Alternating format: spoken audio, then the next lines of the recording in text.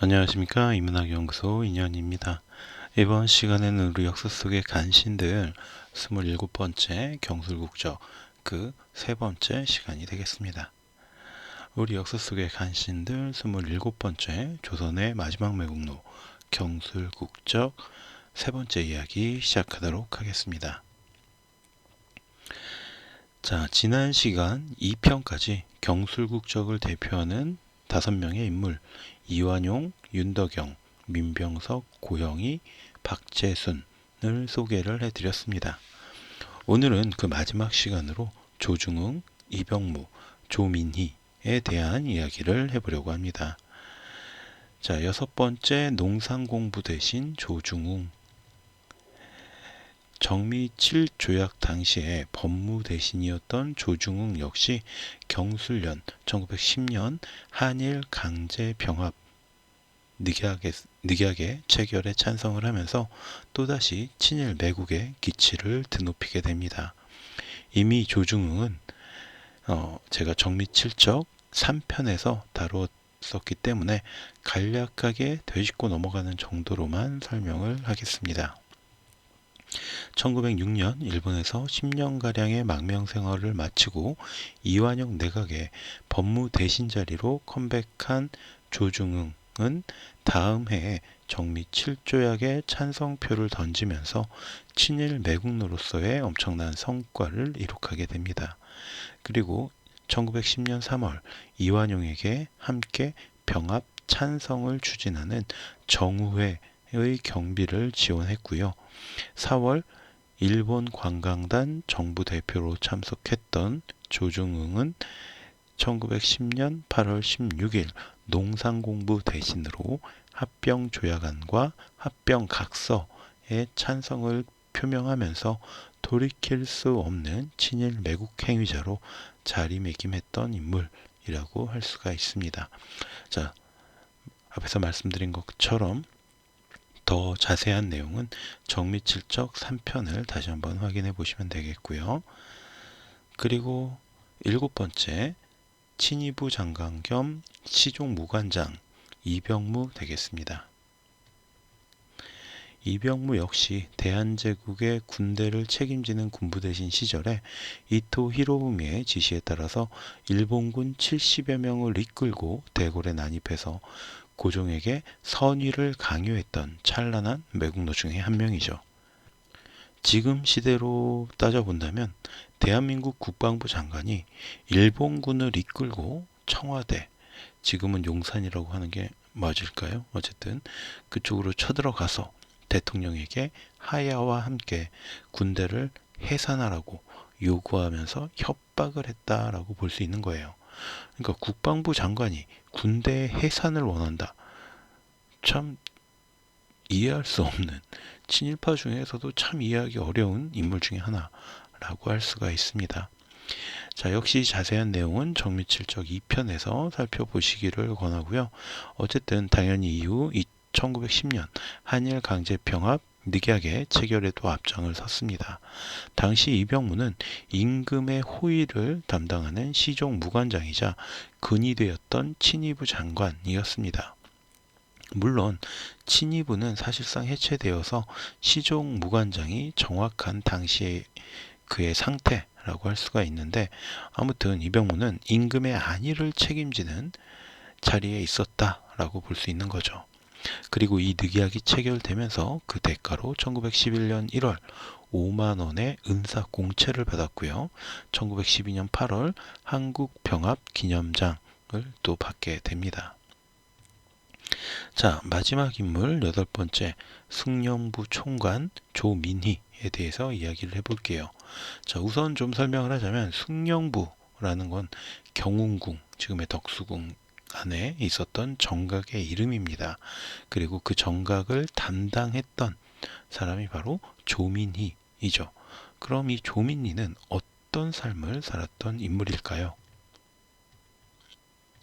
우선 1859년 10월 서울에서 태어난 조민희는 가족 구성원이 매우 특이합니다. 자, 먼저 그의 오촌 당숙은 을사늑약 당시에 이 늑약의 무효화, 파기를 주장하면서 음독자살까지 감행했던 조병세라는 인물인데요. 그의 누나는 또 대표적인 친일 매국노인 이완용과 결혼을 해서 조민희는 이완용의 처남이 됩니다.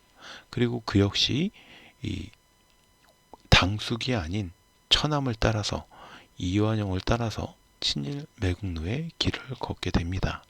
한 집안에 애국지사와 매국노가 함께 있었던 것이죠.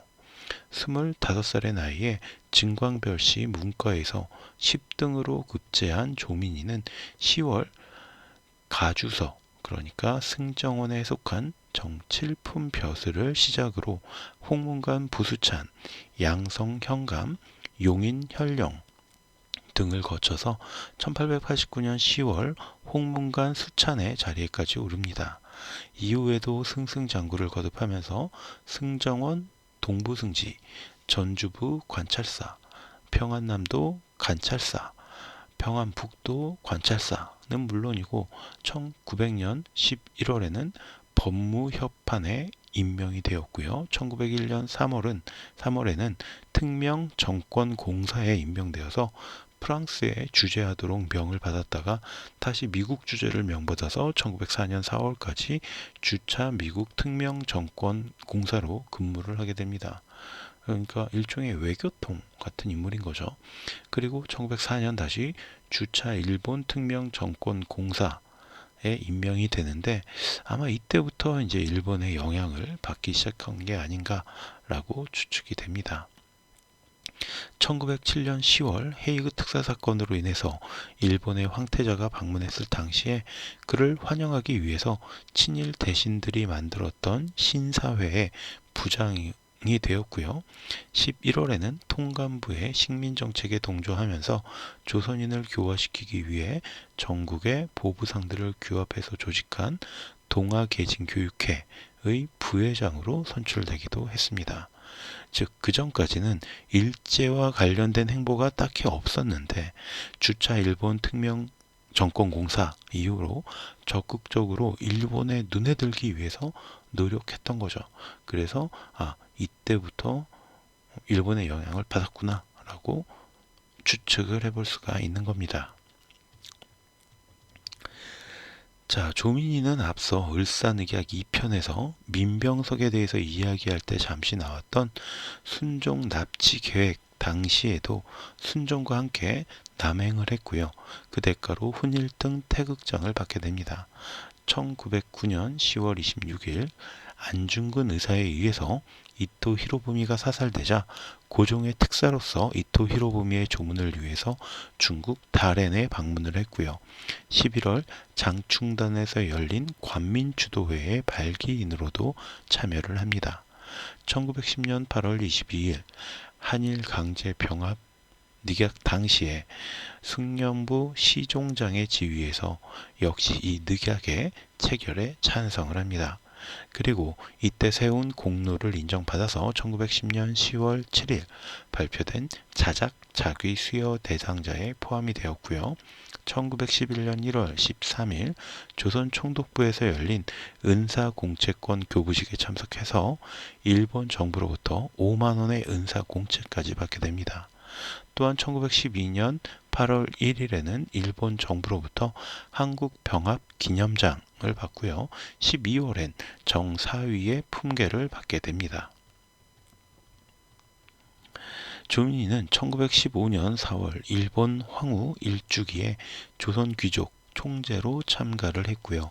11월 다이쇼 천황 즉위식에 참석을 해서 다이쇼 대례 기념장도 받게 되는데 당시 조민희는 우리들이 새로 복속된 백성이지만 화족이나 고등관에 비했을 때 조금의 차별도 없었으며 후한 대접을 받게 되어 천황폐하에 일시 동인하시는 후이에 대한 성은에 나도 모르게 감격의 눈물을 흘렸습니다. 라는 천황 즉위식 참석 감상문을 경성일보 1915년 11월 29일자 사설에 싣기까지 했습니다. 그거 뭐 대단한 데 갔다 왔다고 감상문까지 적어서 신문에 실었다라는 거죠. 이후에 1919년 11월 15일부터 1921년 4월 26일까지 조선 총독부 중추원 고문, 1921년 4월 28일부터 1924년 4월 26일까지 조선 총독부 중추원 참의를 역임하면서 매년 각각 1,600원, 3,000원의 수당을 받았습니다. 그러나 어처구니 없는 사실은 사단법인 조선 귀족회 이사로 활동했던 조민희가 1928년 2월 29일 자작의 예우가 정지되었다라는 점이죠. 그러니까 조선 귀족회의 자작 이사로 활동했던 인물이 귀족에서 쫓겨났다라는 거예요. 한마디로. 나라를 팔아 넘기면서 재산을 모았던 조민희는 도박에 빠져서 그야말로 패가망신을 하게 되는데 1923년경부터는 채권자들의 소송이 거세지면서 파산 신청을 하기까지 했다고 합니다. 그럼에도 불구하고 도박에 중독되었던 조민희는 이후에도 도박 현행범으로 여러 차례 검거가 되었고요.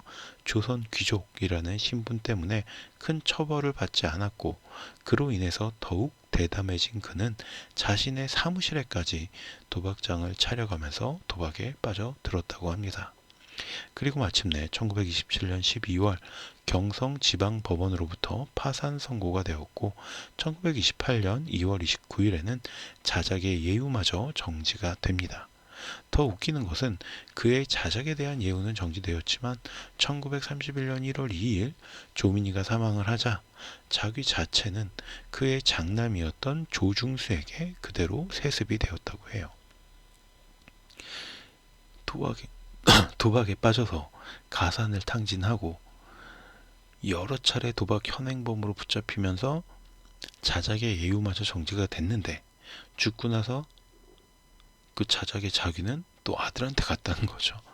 참, 매국노들 중에서는 그래도 그나마 불우한 말로를 보낸 인물이 아닐까라고 생각해 볼 수가 있습니다.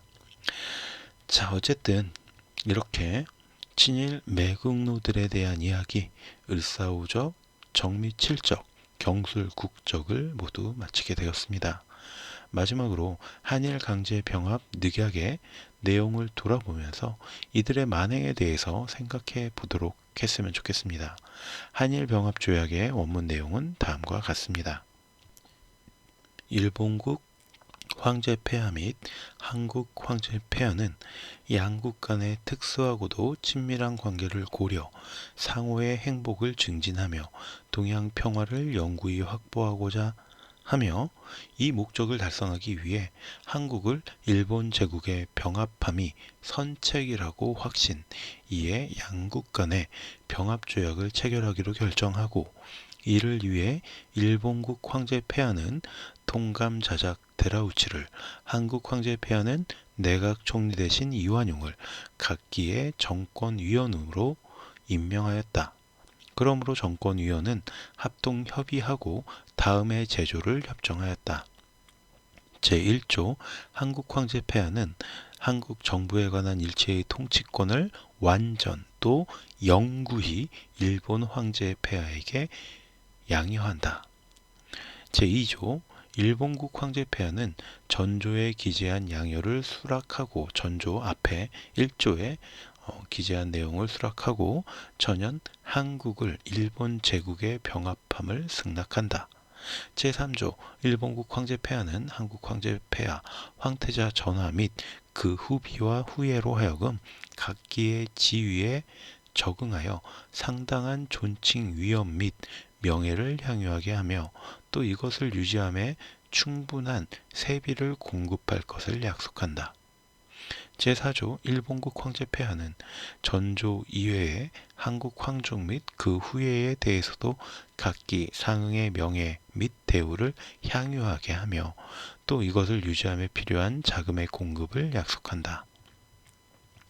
제5조 일본국 황제 폐하는 훈공이 있는 한국인으로서 특히 표창에 적당하다고 인정된 자에 대하여 영작을 수여하고 또 응급을 줄 것이다. 제6조 일본국 정부는 정기병합의 결과로 한국의 시정을 담당하고 같은 뜻의 취지로 시행하는 법규를 준수하는 한인의 신체 및 재산에 대하여 충분히 보호해주며 또 그들의 전체의 복리 증진을 도모할 것이다. 제7조 일본국 정부는 성의로서 충실하게 신제도를 존중하는 한국인으로서 상당한 자격을 가진 자를 사정이 허락하는 한 한국에 있어서의 일본국 관리로 등용할 것이다. 제8조 본 조약은 일본국 황제 폐하 및 한국 황제 폐하의 재가를 받은 것으로서 공포일로부터 이를 시행한다. 이상의 증거로서 양국 정권위원은 본조에 기명 조인한다. 자, 한국민족대백과 한국학중앙연구원 자료를 가지고 온 겁니다. 자, 내용이 뭐 주저리 많지만 결국은 우리나라를 일본에 갖다 바친다. 그게 정확한 표현이겠죠. 갖다 바치는 그런 늑약의 내용이었습니다. 자, 본래의 계획은 제가 8월 15일 전후로 경술 국적까지의 친일 매국노들의 이야기를 끝내는 것이었지만 다른 콘텐츠들과의 시간 배정이 어려워서 좀 늦게까지 됐습니다. 그래도 8월 안에는 마지막 매국노를 소개할 수 있어서 다행이고요. 광복 78주년을 늦게나마 축하합니다. 자, 제가 지금 말씀드리는 건